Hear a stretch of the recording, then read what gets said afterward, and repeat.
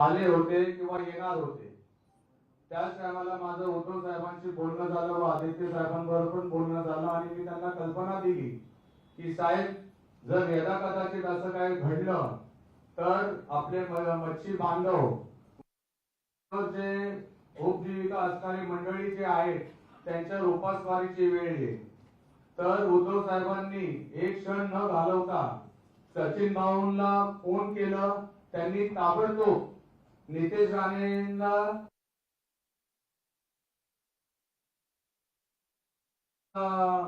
आश्वासन देत आहे की मच्छीमार ससून डॉक मधील गोडाऊन किंवा मच्छीमारांवर काही अन्याय होऊ नये, त्यांच्या गोडाऊनचा ताबा घ्या. आपले खासदार, आपले उत्कृष्ट संसदपटू ताबडतोब 23 तारखेला संध्याकाळी त्यांचा मला मेसेज आला. उद्धव साहेब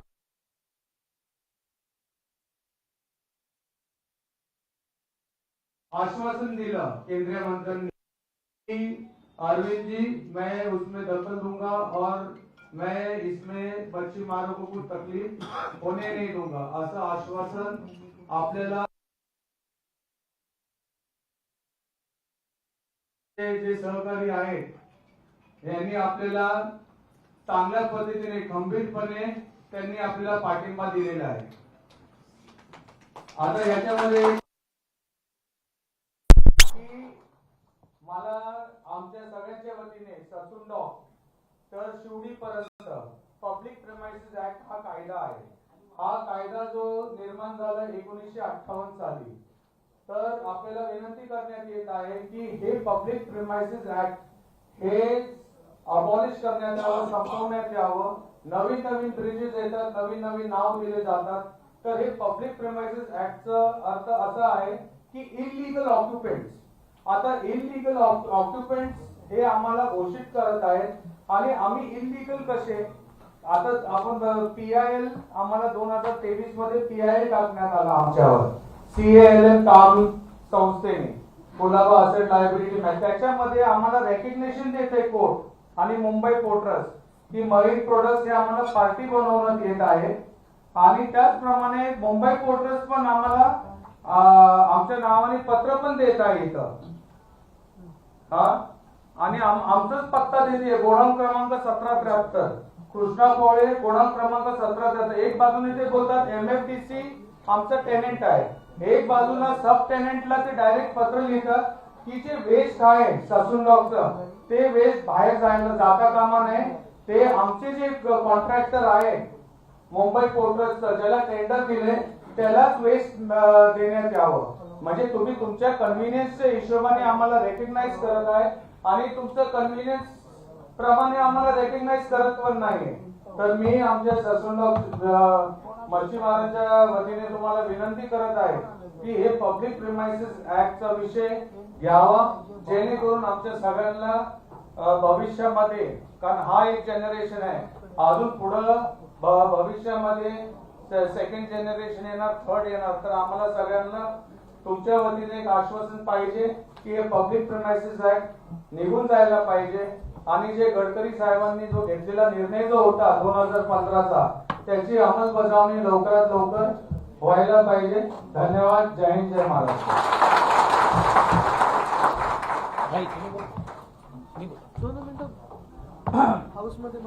आदरणीय पक्षप्रमुख उद्धवजी, आदरणीय अरविंदभाई सावंत साहेब, आदरणीय आदित्यजी, अशोक जात्रकजी, ज्यांच्या पुढाकाराने हा सर्व विषय मांडण्याची संधी आम्हाला कृष्णा पावलेजी, संतोष शिंदेजी, सर्व उपस्थित असलेले ससून डॉक आणि विशेषतः विभागातील कोळी समाजातील माझं वगैरे तरुण सहकारी मित्रांनो, खरं तर साहेब हा लढा अजून संपलेला नाहीये.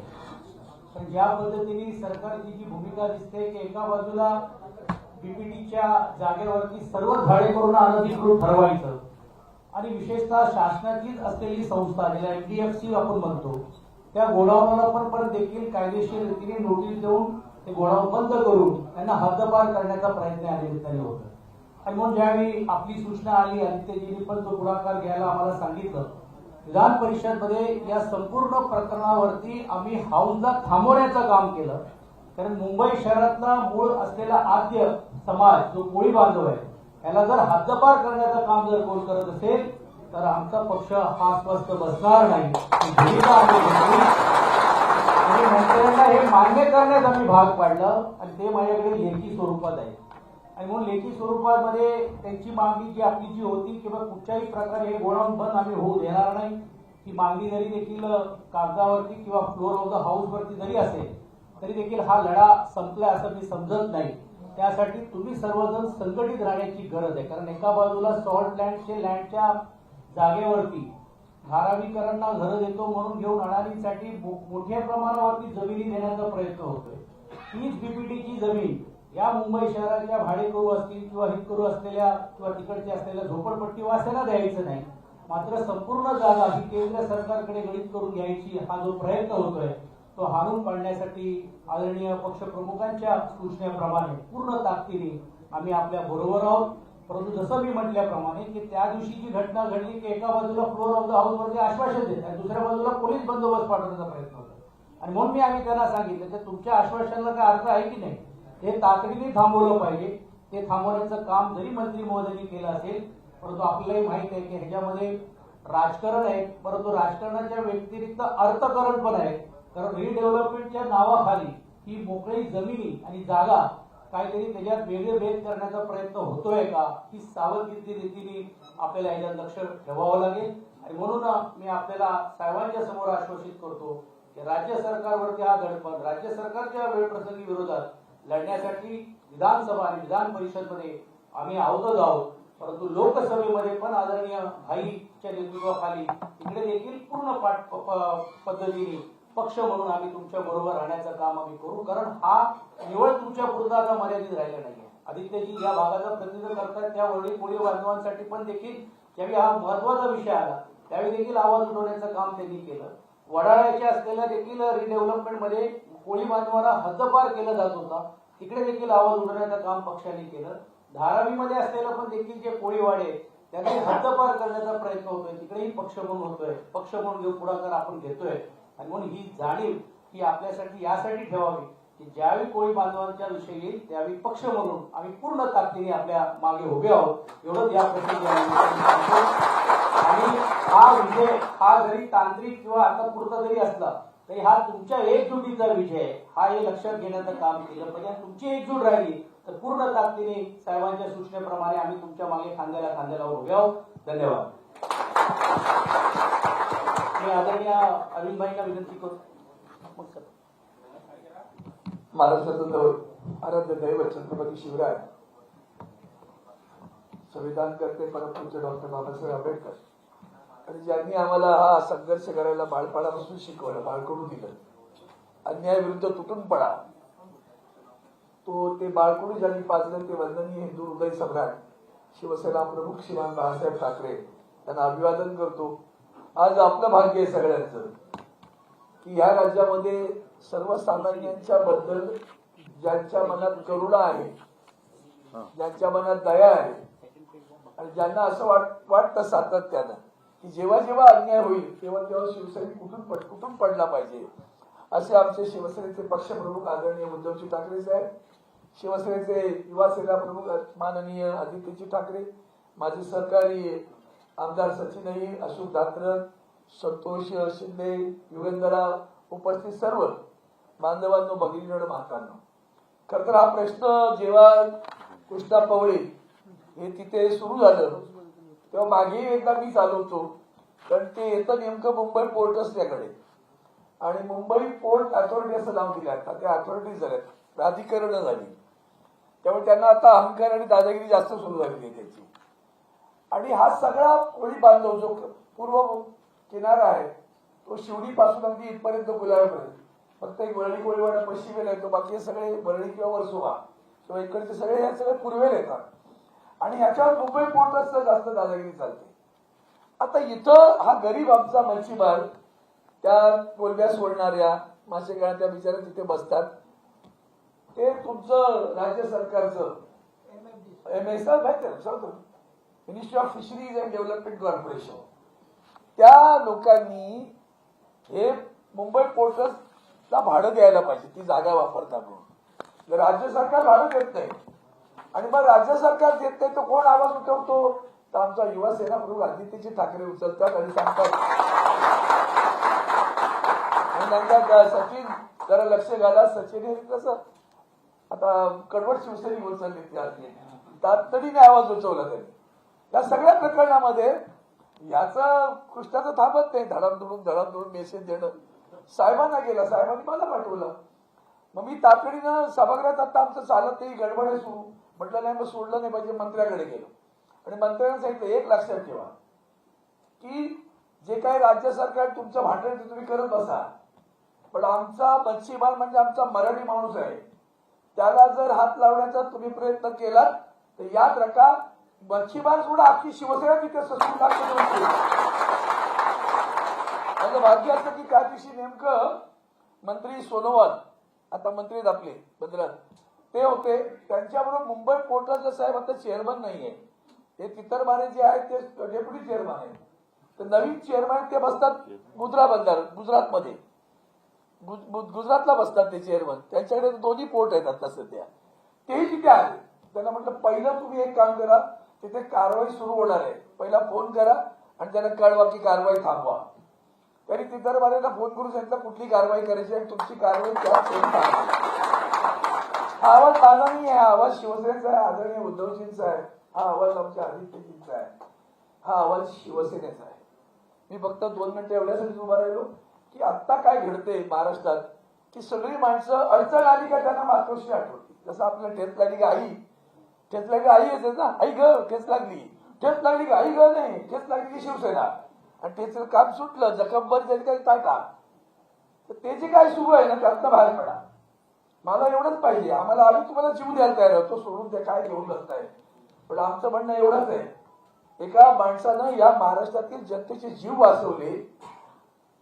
महाराष्ट्राचे मुख्यमंत्री आधी जेव्हा उद्धवजी ठाकरे होते तेव्हा कोविडचा जो काळ आला तेव्हा आठवून पहा, उभ्या देशामध्ये नद्यांमध्ये प्रेत वाहत होती, अँब्युलन्स मध्ये प्रेत पडत होती, महाराष्ट्रात मात्र माणसं जगवली जात होती. ते उद्धवजी ठाकरे सांगत विसरलो आम्ही ताबडतोब. लाडकी बहीण विसरली आमची पटकन, विसरली ना लाडकी. अगं तुझ्या ताई तुला वाचवलं ग कोणी, त्याला ते 150 रुपयाला कसं 1500 1000 रुपयाला आम्ही जातो ताबडतोब. विसरू नका. आणि म्हणून मी सुरुवातीला उल्लेख केला तो करुणेचा उल्लेख केला की दयेचा सागर आहे. आणि त्याला तुम्हीच आम्ही सगळ्यांनी जेव्हा साहेब चॅनलवर येत होते आणि सांगत लोकांशी संवाद साधत होते, हा म्हणता राज्यात किती अनेक राज्यांचे अनेक मुख्यमंत्री झाले, आपल्याही राज्यात खूप मुख्यमंत्री होऊन गेले, पण राज्याचा मुख्यमंत्री कुटुंब प्रमुख झाला त्याचं नाव आहे उद्धवजी बाळासाहेब ठाकरे. आणि म्हणून उद्धवजींबद्दलचा एक वेगळा आनंद आहे. पण त्या आनंदासारखं आपण मराठी माणसांनी सावध राहावं. 2 बनिये आपलं राज्य विकायला निघाले, त्या बनियांपासून सावध राहा. कळणार पण नाही आम्हाला कधी काढतात. सगळे उंच उंच टावर उभे राहत आहेत, मराठी माणूस कुठे ते परत शोधावं लागेल. त्या भुलं याला भुलू नका आणि स्वतःचा हक्क सोडू नका. ते तुमच्या हक्काचं आहे, ते मिळालंच पाहिजे. आणि म्हणून धारावीसारख्या प्रकल्पाचा जो उल्लेख तुम्ही केला त्यासाठी कोण उभं राहते? हे तो उभे राहत आहेत ना, कोण उभं राहत आहेत? आदित्यजी आणि उद्धवजी उभे राहत आहेत. आपण सगळ्यांनी त्याची जाणीव घ्यावी, एवढी जाणीवतानं तुमच्याकडे अपेक्षा करतो. तुमचा प्रश्न संपलेला नाही याची जाणीव आहे आणि ती निश्चितपणे आम्ही तुमच्या पाठीशी उभे राहू एवढं शब्द थांबतो. जय हिंद जय महाराष्ट्र. आणि मी आदित्यजींना विनंती करतो की आपण दोन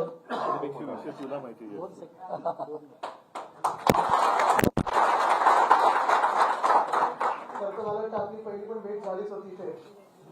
कृष्णजी आपण सगळ्यांनी आणलं होतं त्यावेळी, आणि जेव्हा विषय आपण विधान परिषदेत सोडून घेतला होता, सचिन भाऊ असतील किंवा अरविंदजी असतील, त्या दोघांनी त्यांच्या जे काही माध्यमातून विषय सोडण्याचा प्रयत्न केला. मी देखील आमच्या विधानसभेत हा आवाज उठवला होता. आणि सगळ्यात महत्वाची गोष्ट म्हणजे आता जरी आपण हा विजय साजरा करत असू तरी युद्ध आपलं संपलेलं नाही. युद्धामधलं एक महत्वाचा आपण पाय टाकलेला आहे. एक लढाई जिंकलोय पण युद्ध अजून जिंकणं बाकी आहे. युद्ध तेव्हा जिंकलं जाईल जेव्हा बीपीटी असेल किंवा मुंबई पोर्ट अथॉरिटी असेल, ह्याची सगळी जागा ही मुंबई महानगरपालिकेला दिली जाईल. आणि तसं काम उद्धव साहेब स्वतः मुख्यमंत्री असताना आपण फाईल हलवायचं केलं होतं, फाईल हलत होती, सरकारचं पडलं नसतं तर आपण हेच सांगत होतो, केंद्र सरकार असेल किंवा कुठलीही दुसरी संस्था असेल, सगळी जागा मुंबईत याच्यात अधिकार मुंबईकरांचाच असायला पाहिजे आणि मुंबई महानगरपालिकेचाच असायला पाहिजे. होतं असं खूप वेळा आपण पाहतो, रेल्वे लाईन टाकायची असते, रेल्वे स्टेशन वाढवायचं असतं, दिल्लीत कोणतरी बसले ते आदेश काढतात, GR काढतात, तिथून आता लोक हलवा, स्थलांतरित करा, पाठवायची कुठे नाही तुम्ही ठरवायचं, पण आम्हाला ही जागा पाहिजे. तसंच हे मुंबई पोर्ट रस्ता होत चाललेला. आणि त्यावेळी जेव्हा मी पाहत होतो हे सगळं होत होतं, आपण गडकरी साहेबांचा उल्लेख केला. 2012 की 13 साली उद्धव साहेबांनी जेव्हा कोस्टल रोडची एक संकल्पना लोकांसमोर मांडली होती, त्याच सोबत मुंबईचा ईस्ट कोस्ट जो आपला किनारा आहे त्याची देखील संकल्पना मांडली होती. तेव्हा केंद्रात आपलं सरकार आलं, म्हणायला म्हणून NDAचं सरकार होतं, तसं पाहायला गेलं तर भाजपचंच सरकार होतं. आणि तेव्हा देखील गडकरी साहेबांकडे हे जे खातं होतं, उद्धव साहेबांनी त्यांच्याशी चर्चा करून तेव्हा एक कमिटी बसली होती. आणि त्या कमिटीचं काम हेच होतं की आपल्या ईस्ट कोस्टवर एका सुद्धा व्यक्तीला न हलवता, सगळे जे आपले व्यवसाय आहेत ते न हलवता, ईस्ट कोस्ट हा मुंबईकरांसाठी अजून कसा चांगला वापरला जाईल आणि ती सगळी जागा ही मुंबई महानगरपालिकेला कशी दिली जाईल. पण आता होत असं चाललेलं आहे की सगळ्या कोळीवाड्यांवर मोठ्या मोठ्या लोकांचे डोळे बसले, बिल्डरांचे डोळे बसले. आता वरळी कोळीवाडा असेल किंवा कुठचंही असेल, आपल्याला आठवत असेल मागच्या वर्षी जेव्हा भ्रष्टनाथ मिंदे मुख्यमंत्री होते तेव्हा हाऊसिंग पॉलिसी येत होती आणि त्यांनी त्या हाऊसिंग पॉलिसीमध्ये आपल्या कोळीवाड्यांना क्लस्टर मध्ये टाकलं होतं. क्लस्टर म्हणजे माहितीये का? माहितीये काय असतं क्लस्टर? म्हणजे आता जे एकरांवर पसरलेले आपले कोळीवाडे आहेत त्यांना SRचा दर्जा देणार आणि इमारतींमध्ये 300 स्क्वेअर फुटामध्ये दाम. ह्याला विरोध करणारा पहिला आणि एकमेव पक्ष जो होता त्या पक्षाचं नाव म्हणजे शिवसेना उद्धव बाळासाहेब. अजूनही मी पाहत असतो आमच्या वरळी कोळीवाड असेल किंवा अनेक कोळीवाड्यांमध्ये अजून सीमांकन पूर्ण झालेलं नाहीये. आपण अनेक बैठका घेतल्या, आपण ते काम पुढे नेलं होतं, पण सीमांकन पूर्ण झालेलं नाही. काही काही ठिकाणी SRचा देखील दर्जा दिला जातो, त्याला आपला विरोध आहेच. आणि हे सगळं होत असताना हा जो प्रश्न आहे तो आपण मार्गी लावण्याचं काम करत आहोत. आपण मंत्री महोदयांकडून आश्वासन घेतलेलं आहे, जे रेकॉर्डवर आहे, की MFDC, BPT किंवा मुंबई पोर्ट अथॉरिटीला त्यांचं जे काही भाडं असतं ते देईल आणि आपल्यासाठी जे काही आपण त्यांना देणं लागतो ते तर दिलंच आहे, पण ते जे देणं लागतं ते दिलं जाईल आणि आपल्यावर कारवाई होणार आहे. वेगवेगळे आयुध असतात. हे जे लेखी आलेलं आहे याचा अर्थ हाच आहे की मंत्र्यांनी जर आश्वासन पाळलं नाही तर आश्वासन समितीमध्ये आपण त्यांच्यावर कारवाई करू शकतो, त्यांना बोलवलं जाईल, हक्कभंग आणू शकतो. पण एक तुम्हाला सांगतो, आपण जो निर्धार केलेला आहे तो हाच आहे. कुठचाही कोळीवाडा असो, जसं धारावीचा तो उल्लेख झाला, तिथे देखील परवा मी कुंभारवाड्यात गेलेलो. 12.5 एकरवर हा कुंभारवाडा पसरलेला आहे. कुंभार राहतात तिथे, अनेक लोक राहतात, वेगवेगळ्या समाजातले राहतात, वेगवेगळ्या धर्मातले राहतात. पण रातोरात अदानी येतात आणि सांगतात आता ही जागा आमची. आणि कुंभारवाड्यातल्या देखील लोकांचा हाच प्रश्न आहे, ही जागा तुमची असेल मग आम्ही 3, 4, 5 पिढ्या तिथे राहत आहोत, आमची जागा कुठची? हा बेसिक प्रश्न आहे, त्याला काही उत्तर आलेलं नाहीये. आणि तिथे देखील आपण लढा असाच देतोय. हा लढा आपल्या मुंबईचा आहे. तिथे देखील हा लढा आपण सुरू केलेला आहे की जर आम्हाला माहित नसेल आम्हाला काय मिळत आहे तर आम्ही इथून हलणार नाही, ही जागा आमची आहे. तशीच भूमिका आपण इथे घेतलेली आहे. कृष्णजी, तुम्ही जो PP ऍक्ट बद्दल सांगितलं, पब्लिक प्रिमाइस ऍक्ट, मला आठवतं अरविंद सावंत साहेब जेव्हा त्यांच्या पहिल्या निवडणुकीला सामोरे जात होते 2014ला, तेव्हा इथेच कोलाब्यामध्ये अनेक रहिवासी, मग ते वेगळ्या हायराईज मधले असतील, मोठ्या वेगळ्या इमारतींमधले असतील, वेगळ्या स्तरातले रहिवासी येऊन एकच सांगायचे की ह्या PP ऍक्टची दादागिरी बंद करा. तेव्हा आपल्याला भाजपने सांगितलं होतं आपलं सरकार आलं की आपण करून घेऊ, आपलंच सरकार येते. असं अनेक गोष्टी भाजपने सांगितल्या होत्या. त्याचं पाहता पाहता 11 वर्ष झाली, अच्छे दिन कब आएंगे हे माहिती नाही. पण एक निश्चित आहे, जर आपण असेच एकत्र राहिलो तर आपल्या मुंबईसाठी असेल, आपल्या महाराष्ट्रासाठी असेल, अच्छे दिन के चांगले दिवस आपण 100% आणल्याशिवाय राहणार नाही. आपण जिंकल्याशिवाय थांबणार. धन्यवाद. जय हिंद, जय महाराष्ट्र. आणि मी आता विनंती करतो उद्धव साहेबांना की आपलं मनोगत व्यक्त करावं. खरं तर सगळ्यांना आपले आभार मानायचे आहेत.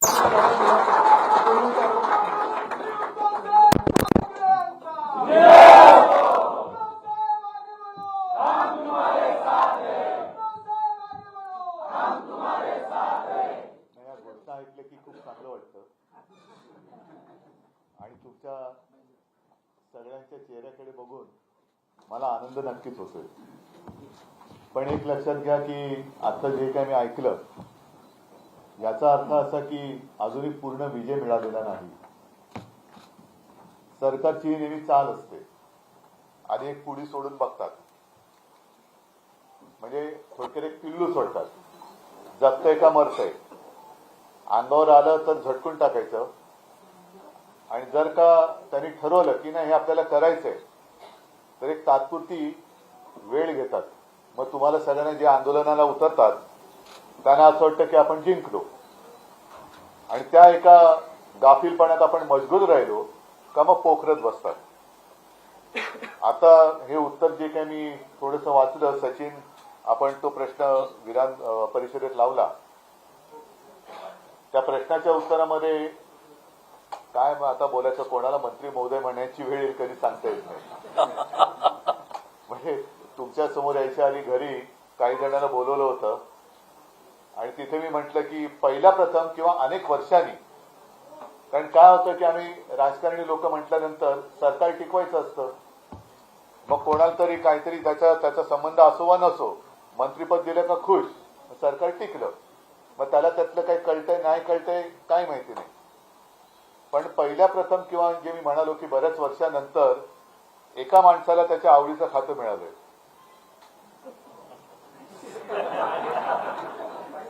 कोणतं?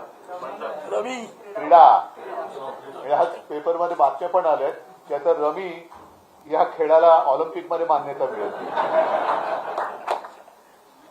तर मंत्री महोदयांनी जे काही उत्तर दिलेलं आहे त्याच्याप्रमाणे हा विकास जो काय आम्ही करणार आहोत तो इंडोनेशिया सारखा करणार आहोत. म्हणजे काय की तुम्ही सगळ्यांनी आता सावध राहायची वेळ आलेली. इंडोनेशियातला विकास किती जणांनी बघितलाय, पाहिलाय? मला पण माहिती नाहीये. कृष्णा पाहिलेच तरी बाबा, संतोष नाही. त्याच्यामुळे इंडोनेशियातला विकास कसा याची काय माहिती नाहीये. मग ते काय करणार की येऊन येऊन येऊन येऊन डोकं खाणार की बघा तुम्हाला काय आम्ही अमुक देऊ, तुम्हाला तमुक देऊ. आता मग तुम्ही सगळे माझ्या सोबत आलेला आहात, माझ्या म्हणजे शिवसेनेच्या, शिवसेना तुमच्या सोबत आहे आणि तुम्हीच शिवसेना आहात. मग तुमच्यासाठी म्हणून सगळेजण आम्ही मैदानात उतरलोय आणि कालांतराने बघू की ज्यांच्यासाठी उतरलोय तेच गायब. तर असं होऊ देऊ नका. मी आज मुद्दामून तुम्हाला हेच सांगण्यासाठी आलो की लढायचं. हा, आणि एक गोष्ट आता जरा त्यावेळेला शिवसेना प्रमुख जे बोलले होते त्याचा अर्थ आता वेगळे जण काही जण वेगळा लावू शकतात. अन्यायावरती तुटून पडा, आपण म्हणून आता आम्ही तुटूनच पडतो, तसं नाही. मी तर म्हणेन अन्याय तोडून टाका, अन्याय तोडून टाका. अन्याय सहन करायचंच नाही. कृष्णा काय, अरविंद काय, संतोष, सचिन काय, सगळेच, अशोक भाऊ आहे तिकडे, संतोष आहेत.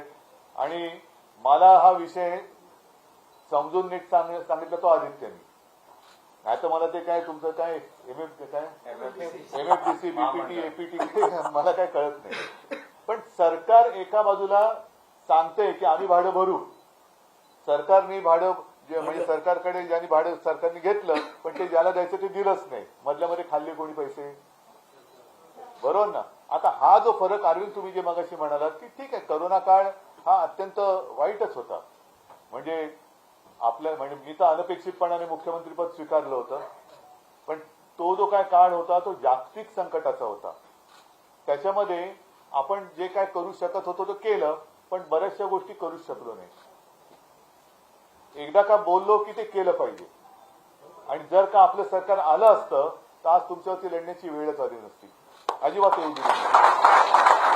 पण शिवसेनेची स्थापनाच मूळ भूमिपुत्रांच्या न्याय हक्कासाठी झालेली आहे. आणि साहजिकच आहे, महाराष्ट्र म्हटल्यानंतर महाराष्ट्राचा भूमिपुत्र हा मराठी आहे. मग त्याच्यामध्ये कोळी असेल, म्हणजे हे पूर्वीचे जे काय म्हणाले भंडारी, पाठारे प्रभू, सगळेच ही सगळी आता लोक आपण आपापल्या परंपरा आतापर्यंत नाही म्हटलं तरी तसेच सांभाळतो. आता पुढच्या आठवड्यामध्ये नारळी पौर्णिमा, मग हा तर कोळी लोकांचा मोठा सण. ह्या अशा काही गोष्टी परंपरागत ज्या आहेत त्या हळूहळू नाही म्हटलं तरी नाहीशा होत चाललेल्या आहेत. आणि तोच एक विषय किंवा तोच एक मुद्दा घेऊन सरकार जणू काही महाराष्ट्रातून मराठी संपवायला निघालेले. मध्ये आपण जो काही विषय हातामध्ये घेतला आपण अनेकदा सांगितलं की आम्हाला कोणत्याही भाषेचा द्वेष नाहीये, कोणत्याही भाषेचा द्वेष नाही, पण आमच्यावर सक्ती करू नका.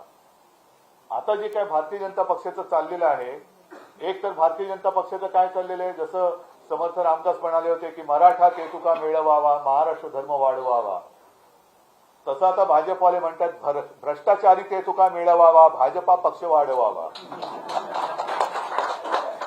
हे आता सहज गंमत सुचलं म्हणून सांगतोय की एका बापाने मुलाला विचारलं, तू काय करायचं काय, तुला काय ठरवलंय?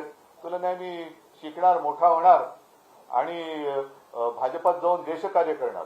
तुला काय वेड्याच की काय? तुला जर का तसं पाहिजे असेल तर डायरेक्ट भाजपात नाही द्यायचं, आधी दुसऱ्या कुठल्या तरी पक्षात जा, काहीतरी गडबड घोटाळा घे, तर मग तुला तिकडे सन्मानाने बोलवतील आणि मंत्री करतील. पण तू जर का थेट भाजपात गेलास तर उपऱ्यांच्या सतरंज्या तुला उचलावे लागतील. हेच चाललेलं आहे आता. म्हणजे आपले जे काय आहे ते मारून टाकायचं. तरी लोकसभेच्या वेळेस पियुष गोयल काय बोलले होते कोळीवाड्यांच्या बाबतीत, मी विसरलो, पण तुमच्या वास येतो. मतं पाहिजेत, मताला वास नाही येत. पण आमच्या मच्छीमार किंवा आता मी स्वतः कॉलेजमध्ये जाताना बांद्रा ते आपली तेव्हा व्हीटी म्हणायचे, आता छत्रपती शिवाजी टर्मिनस, हार्बरने यायचो. आणि मग तेव्हा माझ्या कोळी माता भगिनी यायचा, मच्छी का पाणी, मच्छी का पाणी. नुसतं मच्छी का पाणी म्हटलं की लोक इथे तिथे पळायचे. का? मच्छी पाहिजे पण पाणी नको, वास नको. काय कितीही हा म्हणजे निर्दयीपणा आहे. यांना सगळ्यांना मतं पाहिजेत, राज्य करायचंय, पण आता त्याच्यात आहे ना वास नको. हा, त्याच्यामध्ये ते त्यांनी म्हटलं की काय ते वेस्ट. मग आता ही कंपनी पुन्हा कोणाची ते शोधा. Foul fish foul smell of fish waste generated at Sassoon dock. आता किती वर्ष झाली या मंत्र्याच्या कित्येक पटीने जास्त वयाची ससून डॉक असेल. बरोबर आहे, आतापर्यंत कोणाला वास नाही आला. आणि कोळी लोकांचं मला एक कळतं की एक अडचण काय आहे की तुमच्याकडे कोणत्याही सातबाऱ्याचा उतारा नाही. तुमची शेती जर का आपण असं म्हटलं मत्स्य शेती, तर समुद्रात जाऊन तुम्ही जीव धोक्यात घालून मासेमारी करतात. कारण मला आठवत आहे, मी मुख्यमंत्री असताना निसर्ग वादळ आलं, त्योक्ते वादळ आलं आणि अक्षरशः काही वेळेला घाम फुटायचा. कारण मी कलेक्टरने जेव्हा चौकशी करायचो ते म्हणाले, साहेब अजून एवढे म्हणजे एकूण एवढे मच्छीमार समुद्रात गेलेले, एवढे परत आले, अजून एवढे बाकी आहेत, अजून त्यांना संपर्क होत नाही. म्हणजे कुठे तुम्ही जाता, काय करता, गेले तर किती दिवस राहता, कसे राहता, आणि इकडे आल्यानंतर जर का तुम्हाला अपमानास्पद राहावं लागत असेल आणि तुम्हाला हुसकावण्याची भाषा जर का कोण करत असेल तर तो अन्याय तोडून मोडून टाकल्याशिवाय शिवसेना स्वस्थ बसणार नाही. हे मी तुम्हाला फक्त एकजूट मजबूत ठेवा, त्याच्यामध्ये कोणाला काड्या घालण्याची संधी देऊ नका. आपलं जे काय आहे ना मच्छी का पाणी आणि आपलं मराठी माणसाचं पाणी हे त्याला बरोबर पाजायचं, त्याला बरोबर पाजायचं. बाकी काय काळजी करू नका. आणि आता कोळी महिला म्हटल्यानंतर काय वेगळं सांगण्याची गरज आहे. एकदा काय कसं चिडलं की काय करता तुम्ही, घाबरता कशाला तुम्ही. मग अजिबात काळजी करू नका. फक्त आता ह्या एका टप्प्यावरती आपण आलेलो आहोत. मी म्हणेन हा एक ठीक आहे, पहिला टप्पा आपण जिंकलेला आहोत, पण दुसऱ्या टप्प्याची जर का कोणी तयारी करत असेल त्यांच्याकडनं तर त्यांना म्हणू की आता आम्ही संपवून टाकू, विषयच संपवून टाकू आम्ही. त्याच्यामुळे आता आमच्या नादी लागू नका. केवळ कोळीच नव्हे तर संपूर्ण आहोत आम्ही, हिंदू तर आहोतच, आम्ही अस्सल मराठी भाषा बोलणारे हिंदू आहोत. कोणाला काय प्रॉब्लेम आहे? कोणाला काय प्रॉब्लेम आहे? असं काय नाहीये की कोणाची अमुक एक धर्माची भाषा ही, असं काय नाहीये. आम्ही अस्सल मराठी बोलतो पण आम्ही हिंदू आहोत. तर तसेच सगळेजण आम्ही एकत्र इकडे आलेलो आहोत, गुण्या गोविंदाने नांदतो आहोत. त्या गुण्या गोविंदामध्ये म्हणजे आम्हाला तुमच्यापेक्षा जास्त खाऱ्या पाण्याची सवय आहे. खाऱ्या पाण्याची सवय आम्हाला जास्त आहे, कारण माझा पण जन्म मुंबईतलाच आहे. तर आमच्या सुखात मीठ कालवण्याचा प्रयत्न करू नका, आम्ही मिठागरे निर्माण करणे दोस्त. असेच एकजुटीने राहा. कृष्णा, खरंच तुला पण धन्यवाद देतो, जागृतपणाने काम करतोय. संतोष, तुम्ही पण आपली शिवसेनेची ताकद मागे उभी करताय. सगळ्याच महिला काय पुरुष काय, म्हणजे अरविंद आहे, सचिन भाऊ, अशोकराव, सगळे आम्ही सगळे सोबत आहोत. आदित्य पण आहेच. तर कुठेही डगमगायचं कारण नाही. एकत्र राहा, एकजुटीने राहा आणि जो अन्याय करणारा अन्याय करायला येईल त्याला अन्यायासकट तोडून टाका, एवढंच तुम्हाला सगळ्यांना सांगतो. धन्यवाद. जय हिंद, जय महाराष्ट्र.